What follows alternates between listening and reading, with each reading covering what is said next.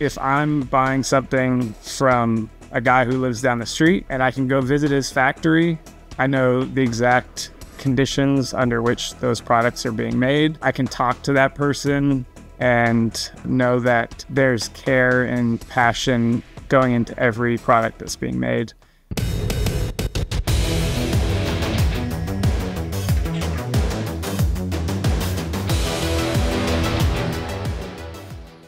Alex, thank you so much for joining me.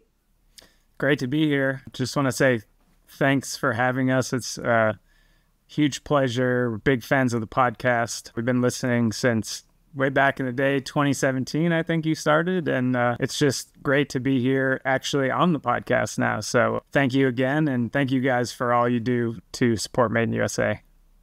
Well, we're really excited to talk about your work today. Before we get into what inspired this series in this book, the new edition, I wanted to chat a little bit about what the book is and what it encompasses, because you have really put a lot of thought into it. And this new edition especially is a huge upgrade, a deluxe edition, so to speak. So I'd love for you to, if you can, show us the book and chat a little bit about what you've included within it. Yeah, so the Crafted with Pride book is essentially a directory of Made in USA brands. This is covering clothing, footwear, and accessories. Basically anything you can wear or carry is in this book. So we have essentially a Yellow Pages inspired directory of 1,400 brands that's broken down by category. So, you know, you can find anything from footwear to headwear to bags, quite a few different things you can find. You can go down all sorts of rabbit holes there. And then in the front, we have what's more of a curated product section. So this is essentially a buyer's guide if you're interested in, you know, jackets, leather jackets, winter caps, gloves, mittens. We have a page for those products with some kind of different products ranging in price and geography. So we tried to kind of capture companies from various parts of America and ones at different price points for, you know, maximum accessibility.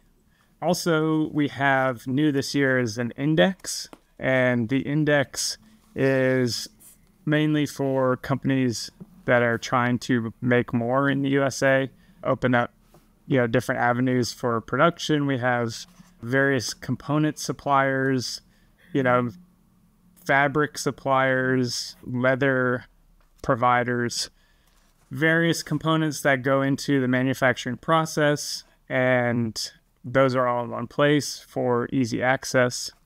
And yeah, anyone that's trying to make things, it's a great place to start. If you're just a consumer who's interested in buying Made in USA, great options for you as well. Love that. Now, this is definitely a labor of love. At the Alliance for American Manufacturing, we create a directory and we do a gift guide, but this is a huge, huge repository of Made in America ideas. And I know that takes a lot of effort. Having put those gift guides together, this is not something that you throw together in an afternoon. This is months and months and months of work. So can you tell me a little bit about why you wanted to pursue this project and the goals in producing the book? Yeah, so this is many years in the making. I should take this moment to shout out my co-author, Willy DeConto. He's based in Rhode Island. I'm based in New York. We bonded several years ago over a shared appreciation for vintage American clothing. So both of us had experience in the world of vintage, both selling and buying and researching. We collaborated on several books about heritage American brands. And essentially where that led us was to, you know, what is the future looking like? And we thought one of the kind of most interesting things that we could do is put together a guide of Made in USA brands. Brands that capture the spirit of the past, you know, kind of the height of American manufacturing in the 20th century, and are taking that energy and bringing that to new customers. So, you know, we spent a lot of time, several years researching trying to come up with the comprehensive list of these Made in USA companies. And, we spent a lot of time. We thought, at 200 brands, we had them all. And then a year later, we had 750 brands. Kind of was shocking to us that there was that many brands still around, still making great items. We put together our first version of the book, Crafted with Pride 2023. That was 750 brands, and it was our first attempt at putting together a book that, organized and showcased these companies. And then over the past year, we sold out of that, and we wanted to revisit the same idea and go one step beyond. So we kind of jazzed it up a bit, added more imagery, more information, and we think important to note that it's double the amount of brands. So we went back, did more research, found a ton more companies, and we doubled the size of the book. And now we have 1,400 brands in this new edition of Crafted with Pride. And it's many years in the making, but we're happy to finally present it to the world. And it looks fantastic. You roll through the book and you see just a huge amount of companies, but also it's visually really appealing. It definitely captures the old yellow book feel, which harkens to your goal as a whole, yes, bringing something from the past really into the forefront today. Great. Could you tell me a little bit about how you pin down these companies? How do you find them? And then how do you evaluate them as a Made in America company worthy of being put in the book? What was that process and that kind of judgment like for you guys?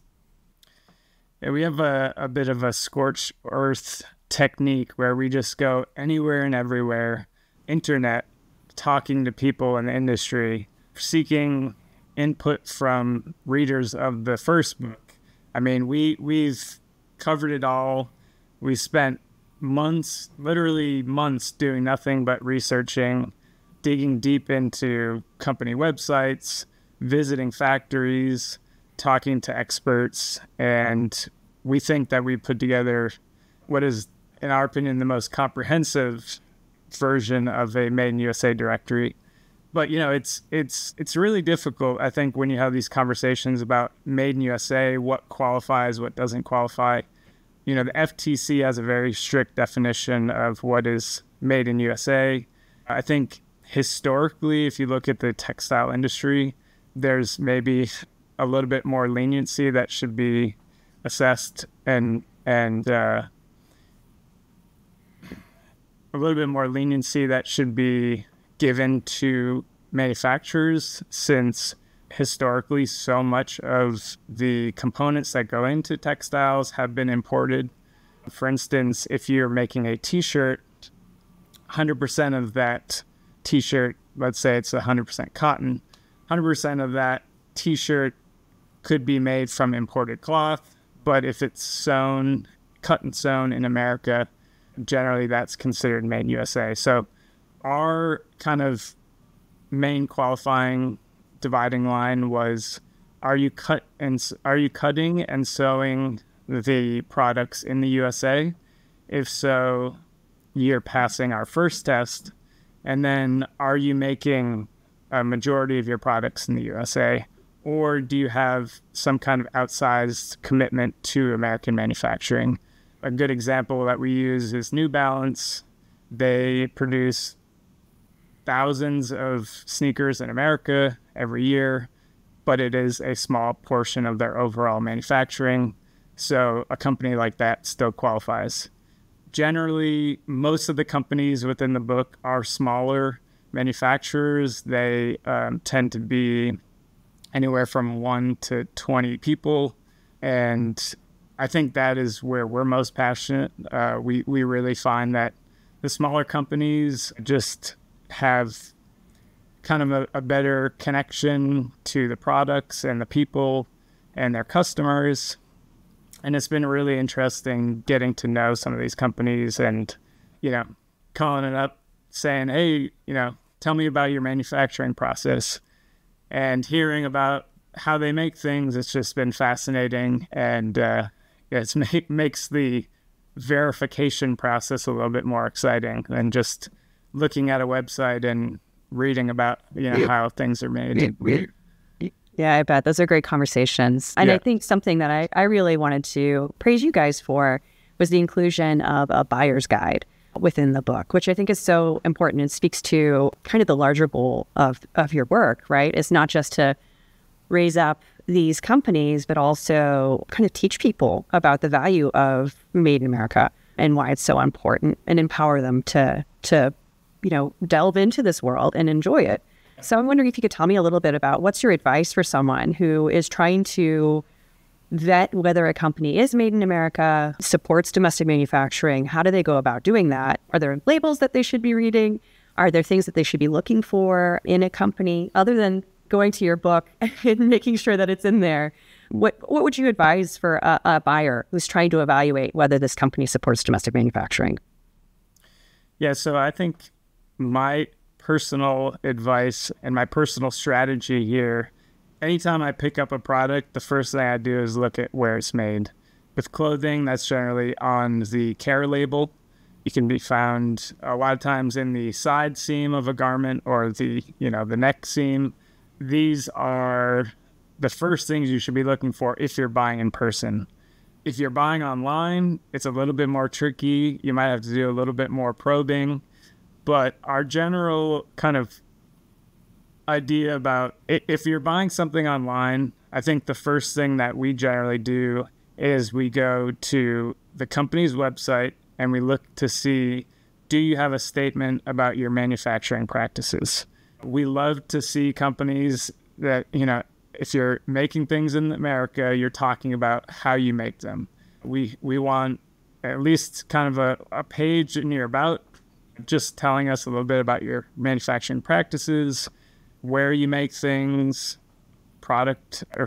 showing us pictures of your factory. All these things really help to educate the buyer on where these products are coming from and telling you the story of how they're made. The next thing you want to look at is the product page itself.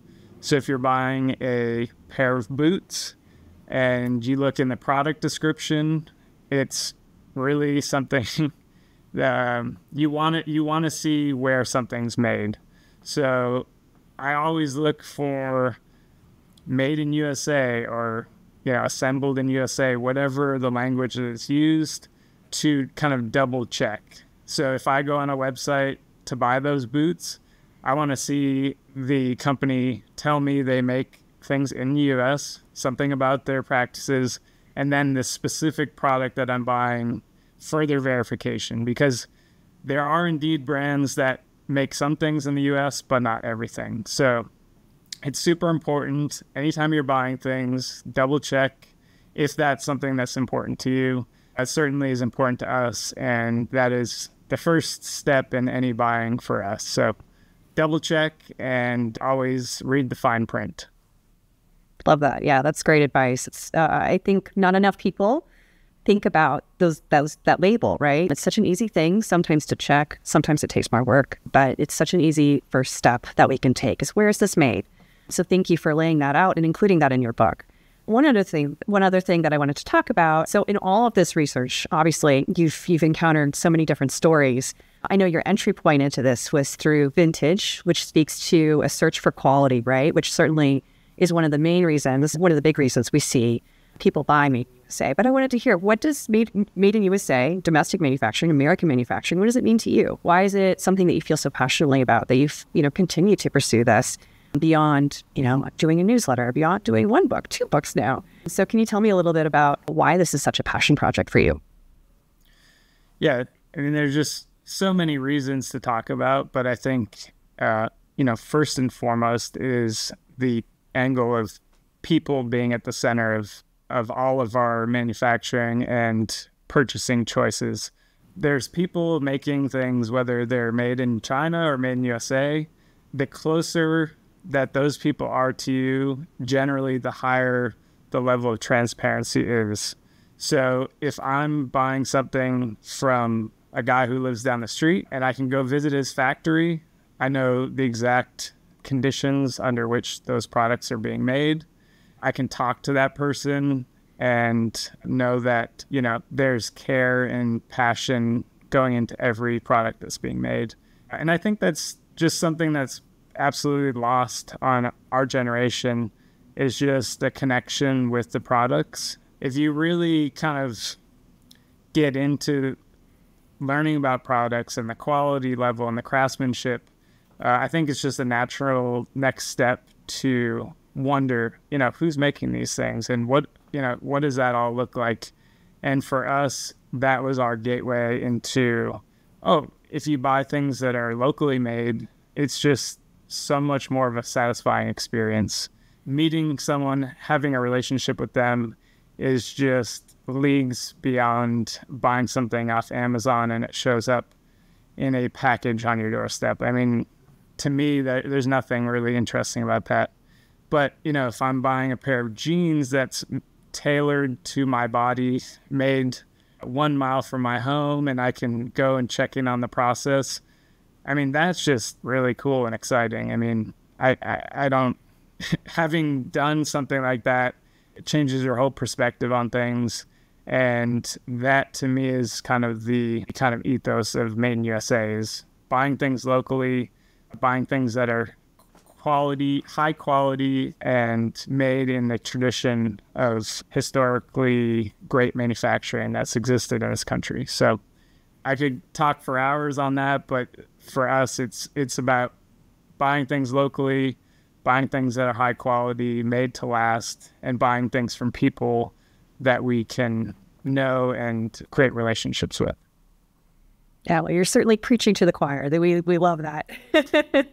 Certainly. And I'm curious to hear, you've had this book out, you had a previous book in 2023 that went out as well, and a newsletter. And so you've had a few years to hear feedback from people. And I'm curious to hear what the feedback has been for you this time around, and what people, if people are really subscribing to this ethos, right, of buying locally, supporting the people in your community with your purchasing. What have you been hearing from the people buying your book or interested in your book, and the companies that are featured in it? Yeah, so I think on the company level, we've just gotten so much great feedback.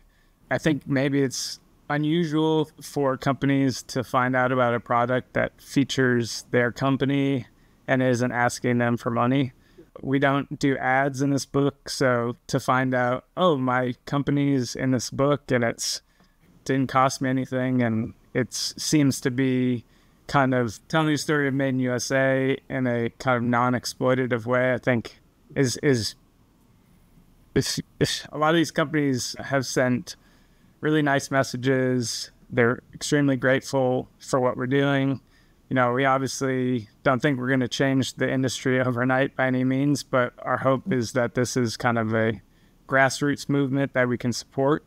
On the customer side, we felt like we've gotten a ton of great feedback as well. People are excited that there's a place that they can go to find products that they're interested in learning more about. A lot of times there's gaps in people's knowledge about Made in USA products. They didn't know certain things were still made here. And to have one place to go to find that is just exciting for a lot of people. So definitely got a lot of great feedback, and we're excited to get it out to more people and keep that conversation going. Yeah, going in that same vein, one of the things that I wanted to talk with you about, we live in a really divisive political time. Unfortunately, for better or worse, Made in America can kind of be thrown into that. So I wanted to hear from you, how you've heard people perceive Made in America, how you feel the larger Made in America movement is going. Do you see this as something that is unifying, or what's the reception in that regard for the larger Made in America movement? Yeah, I think this is a really interesting conversation. I'm in my 30s. Willy, my co-author, is also in his 30s. I think our generation, for the most part, has very little relationship with Made in USA. And it's a real challenge, I think, to have conversations about Made in USA with, people of our age, just because you can't really see the benefits of it. You can't see how having jobs in a community, affects that community, and really we find ourselves having to kind of explain it to people and educate people. I think there's obviously connotations that Made in USA have for certain people of certain political stripes, and you know, we're happy to talk to everyone. We just love the idea of local manufacturing, and I think it's an opportunity to talk to people on both sides of the spectrum. And we've had a lot of awesome, challenging conversations with people that we view as an opportunity to kind of learn more and maybe change your perspective. And ultimately, I think, yes, it is a unifying thing. It's bipartisan. People from both the right and the left can agree that having great jobs in the community is good for everyone, and having great products is good for everyone. I mean, it's a no-brainer. So, you know, from people of our age group that don't have as much of a understanding of what Made in USA could be, to people of older generations that have grown up and maybe take it for granted, this is, I think, a chance to kind of reconnect, talk about it, and understand what it could mean for the future of our company, of our country. So, you know, may this book be just one part of that conversation. Yeah, I love that. Do you feel like that, you know, this next generation, they're going to pick up this movement and run with it? Or do you feel like Shan and Timu have rotted the brain and we are without hope for the future? I think the way that we have conversations with younger folks is maybe more in the vein of like centering it on products and telling the story of products. You know, a lot of younger folks, they're interested in, oh, I want the like coolest shirt or coolest jacket or whatever, and you know, that's what people do when they're younger. They look for trends, they look for kind of flashy ways that they can express themselves through fashion, and we were there at one point. But I think it's an opportunity to talk to them and show them that there are really cool products being made locally, and, you know, help them understand that, like, not only does it look cool and you can wear it and impress all your friends, but it's also made by someone who lives right down the street. And I think that's in a very online age, that's like maybe a cool and novel thing for younger folks. It's like, oh, you made that. Like, you know, I think there is a lot of like DIY energy in that generation. So I do think that as they continue to mature and think more about their own kind of consumption, that, you know, Made in USA might be something that becomes a bigger part of their interests. Awesome. Well, I would like to take a moment, if it's possible, and I know this is asking you for putting you on an impossible task, but could we spotlight 2 to 3 companies that you love in the book? And again, I know you love all of them, so it's impossible to choose, but for today, for the moment, let's inspire some of our listeners, if you could. What are some companies that are from a book that we can share with our audience and their stories? Yeah, so in an attempt to not choose favorites per se, we've kind of pulled some brands that are close to both of us, me here in New York City and Willy in Providence, Rhode Island. So just within 5 miles of me in New York City, I'm a little bit spoiled being in, you know, one of the epicenters of fashion in the world. You know, for menswear, companies like Left Field, Groenens are great options. We have several bespoke denim companies, Williamsburg Garment, Todd Martin Studio, and Glenn's Denim are all great options. A couple others, I'm wearing a Randy's Garments shirt, kind of some fun workwear inspired menswear. There's a company I purchased a bag from last week, Murr Bags. And then up in Fall River, Providence, Rhode Island area, Fall River is another historic garment manufacturing area. We would like to just shout out New England Shirt. It's kind of one of the bedrock companies in that area. Vance and Leathers, Frank Clegg, Marrow Knit, Lindquist Leather, Owner Operator, just so many great companies. And, like all these companies we've had some kind of interaction with over the years. We know the people that make the garments, and I think for us, it's just hopefully a reflection of our buying practices reflecting what we actually are preaching in the book. We support and love these brands, and we hope that if you're out there in another part of the country, you can use the book to find companies that are local to you, go to their factories, meet them, talk to them, develop relationships, and have that same great experience we've had. Yeah, I love that. I'm curious. Obviously, you've visited several of the factories and manufacturing sites. So I'm curious, is there one that's really stuck with you? One of these visits or one of these interactions that have been really memorable? Just off the top of my head, I had a really interesting experience getting a suit made for me at Martin Greenfield, which is another company that's right down the street. It was the first thing I ever had that was made to measure. This was for a wedding, and it was, time to get a suit. And we all know what that process is like. And, went to the factory, they took measurements, and then, I talked to some of the people that actually would be making the garment, talked about the fit, picked the fabrics. And I think that was just a really interesting experience that, used to be literally what every person did. You get a suit custom made, and now is like a totally foreign experience to most people. But for me, it's just like, wow, this is so amazing. And then to pick it up from the factory, and it's like, this was made for me. I think it was like so cool. Just a really cool, fun experience, and to know people there and kind of know their stories was, just really quite a satisfying experience for me.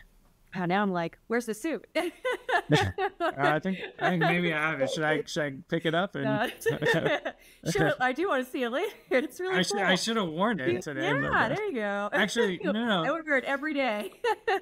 This is the suit right here. Yeah. Oh, really? Oh, that's so cool. That's me wearing the suit. Oh, that's so fun. Oh, awesome. So you're putting it to good use. That's amazing. Yes. Willy, the designer, said, we need kind of more variety on the cover. We're going to need you to wear a suit. And I said, well, I got one. So, yeah, that's how I became the cover model. That's great. Awesome. Well, I won't keep you much longer, but I wanted to hear, obviously, this is something that you love, and you've already done now 2 books, right? The question arises, are you going to do a third? What are your next steps? What are you thinking of doing next? So, we have a list that is ever growing of companies that we find, always kind of thinking about the next edition of the book. We've already had many brands reach out to us and say, hey, you missed us with this one, but we'd love to be in the next one. So we're thinking about the next edition always, and maybe there will be one. It may be 1 year from now, maybe 5 years from now. We're not quite sure yet, but I think just continuing to explore the Made in USA space, telling stories of great brands is, something that we're going to continue to be focused on, and, we'll see where it goes. We're just kind of letting it all, guide us where it may. I think these books have just been so much fun to put together, and we're open to whatever the future may hold. Oh, I love that. Well, Alex, we're grateful that you're doing it, and we want to share with our readers, where can they find this book? How can they get their own copy? And if they're a company that wants to be featured in the next edition and wasn't in this one, how can they reach out to you? So both of those things I'd love to hear. Yeah, so I think the easiest way is just go into the website, craftedwithpride.us. You can order a book there. You can also reach out to us on social media at Crafted with Pride. Send us a message if we missed you. Hopefully not, but if we did, send us a message. Tell us a little bit about the company, and we'll add you to our mega list. And yeah, I think we're also, we'd love to hear feedback too, because we always want to make this even better. If we do it again, tell us what we did that we can improve on. So reach out, let us know, and grab yourself a book if you're interested. Yeah, I love it. Well, you've set the bar high for a third book. I'm expecting triple for the next week. I don't know if we can get any thicker. It's it'll be it will be a true fun book at that point. Exactly. Well, I would love that. Well, thank you so much, Alex, for having joined us on the Manufacturing Report. Thank you.